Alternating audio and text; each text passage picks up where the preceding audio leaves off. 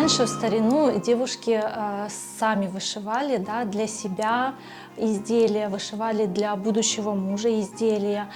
Я считаю, что сейчас в нашем современном мире девушки также должны к этому стремиться, да, чтобы каждая для себя сделала хоран хапы. Это мой самый первый хоран хапы, который я вышила для себя целенаправленно, чтобы внести его в новую семью. Я здесь изобразила, какую я хочу видеть в будущем свою семью. Тюльпаны, мужские символы, то есть глава семьи муж, жена и, соответственно, дети, мальчики, бадемы, девочки. Да? По краям я изобразила, это у нас треугольники, колючки, то есть как бы по бокам это защита.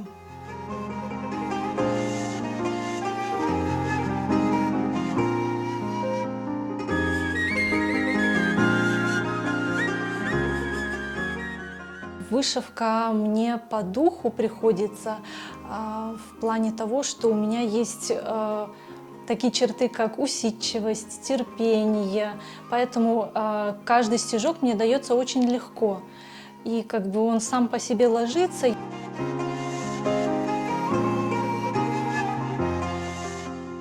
Хотела показать, насколько прекрасен крымско-татарский орнамент, насколько интересны элементы, узоры. Так как я придерживаюсь, как уже говорила, старинных орнаментов, то как бы хотела бы внести в современность.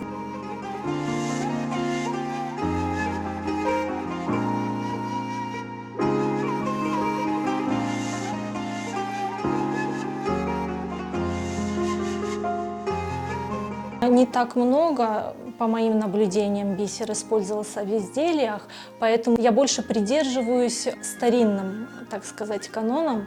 Вот. И прежде чем, чтобы делать какую-то работу, я смотрю, пересматриваю старые фотографии, как вышивали наши биташки. Вот на данном фесе вышивка сделана полностью с помощью крючка.